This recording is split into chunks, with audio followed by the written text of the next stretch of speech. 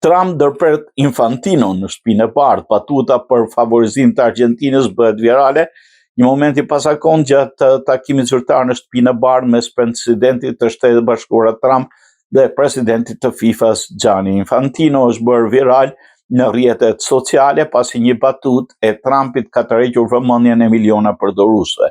Teksa në podium ndodhet trofeu i Kupës së Botës, Infantino po fliste për misionin e FIFA-s duke e cilësuar organizatën si ofruesin zyrtar të lumturisë për njerëzimin.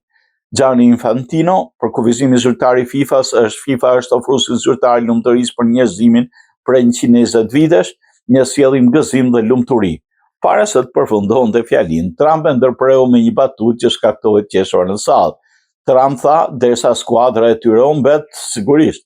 Momenti u prit me të qeshur nga të pranishmi, ndërsa edhe vetë Infantino buzëqeshi dhe vijoi fjalën.